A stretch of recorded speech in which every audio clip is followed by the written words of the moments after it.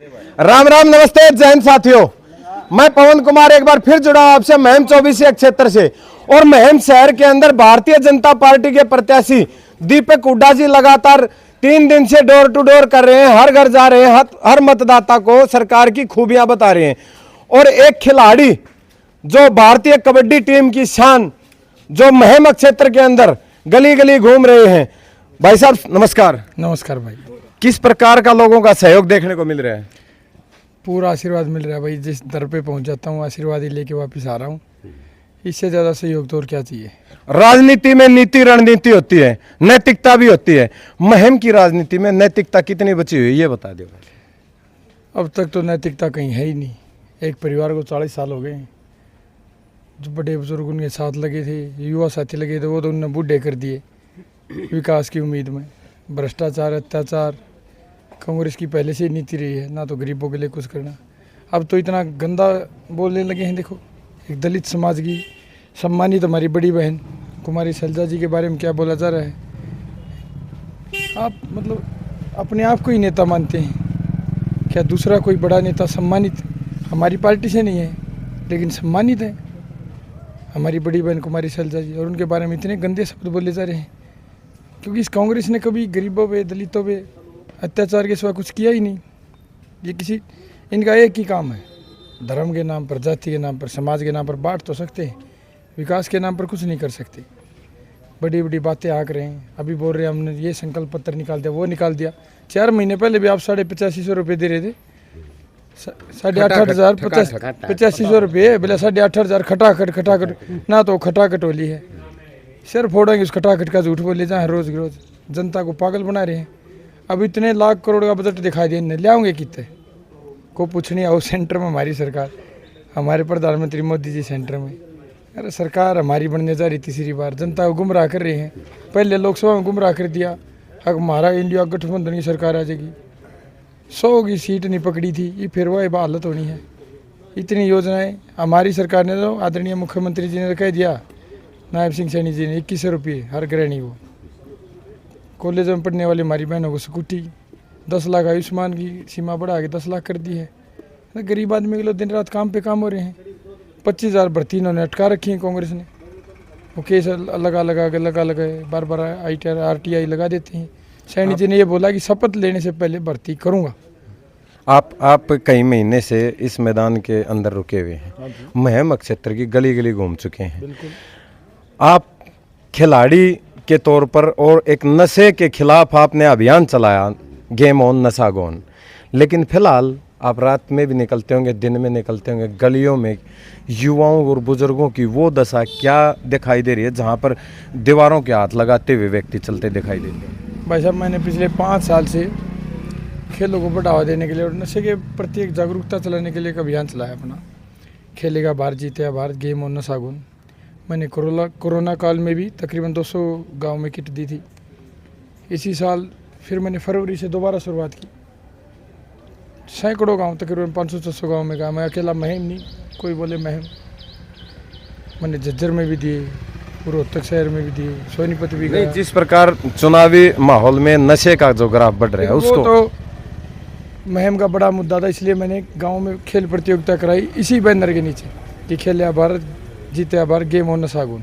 और महम में तो इतना ग्राफ बढ़ गया है, एक बड़ा पूंजीपति, बड़ा ठेकेदार, समाज सेवी अपने आप को बोलता है, हर रोज़ इस महम के गरीबों, युवाओं और जो हमारे गरीब तबके इंसान है ना, वो फिलहाल इस चीज़ को सोच नहीं रहा कि वो ये भविष्य उनके बेटों का, उनके पोता पोतियों का ख़राब हो रहा है।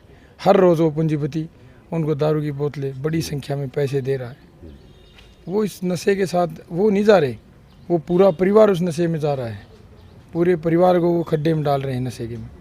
और ये नशा दिन रात, जैसे अब तो रात तक, देर रात तक प्रचार होता है, तो सड़कों पे काफ़ी भारी संख्या में आप नशे के देख सकते हैं। लड़ाइयाँ, झगड़े, बाइकें गिर रही हैं नशे में, एक्सीडेंट कर रहे हैं बच्चे। ये सब उस पूंजीपति की देन है, और कांग्रेस वालों को सबको पता ही है। ये नशे के प्रति जो अभियान है, ये पूरे महम विधानसभा के लिए बहुत बड़ा है। क्योंकि मैंने उन माताओं को रोते हुए देखा है, जो दिन रात अपने पति और बिल्कुल छोटे छोटे युवा साथी जो उनके बेटे नशे में रहते हैं, और वो माताएं सोचती हैं कि मेरे घर का आगे क्या होगा, मेरे बेटे का क्या होगा। ये उनकी आत्माएं जो दिन रात रो रही हैं, इसलिए मैंने नशे के प्रति अभियान चलाया था। और अगर इस मुहिम की जनता ने अपना आशीर्वाद ऐसे ही बरकरार रखा जिस तरह से चल रहा है, तो विधायक बनने के बाद हर उस घर की उम्मीद पूरी करूंगा जो चाहता है कि मेरा बेटा, मेरा पति इस नशे से दूर रहे। दीपक हुड्डा एक सेलिब्रिटी बाद में अब फिलहाल राजनीतिक रूप से आप साधारण व्यक्तित्व के हिसाब से, सौम्य और सरल स्वभाव के व्यक्तित्व के हिसाब से आप लगातार जनता के बीच जा रहे हैं। राजनीति में साम दाम दंड भेद सभी चीज़ों का इस्तेमाल हो रहा है, कहाँ सामना कर पाओगे? मैं जब ना तो मैंने किसी से टक्कर करनी, ना किसी के लिए सामना करना, जनता फैसला करने वाली। बड़े अहंकारी हो रही हैं, तो एक तो ये समझ रहा है कि 40 साल हो गए जनता को लूटते हुए, इनके ऊपर अत्याचार करते हुए, गरीबों के लिए सरकारी नौकरी और दरवाजे बंद कर दिए थे। उसी कांग्रेस के आनंद सिंह दांगी ने गांव के लिए 4-5 दलाल बैठा रखे थे, उनके काम होया करते। उसने तो वो काम कर रखा था, पूरा काम तो चाहे भाई मरो मारी और तो गोली खाओ, हम तो इन के काम कराएंगे, इन के बैंक बैलेंस बढ़ावाएंगे, इन पूंजीपति बना देंगे, ताकि ये पूरा गांव के ऊपर ठेकेदार बनकर बैठ जाए। गांव का गरीब आदमी तो भूल गया था सरकारी नौकरी दरवाजा की तरह। अब उसने अपना बेटा उतार दिया, और बेटा भी वो जिस बलराम दांगी के खिलाफ पूरा महमल का आवाज़ मार रहा था। मैं तो 8 महीने से आया हूँ, सिर्फ पूरा महमल का ये बोल रहा था कि इससे अहंकारी हमने बेटा किसी नेता का देखा नहीं है।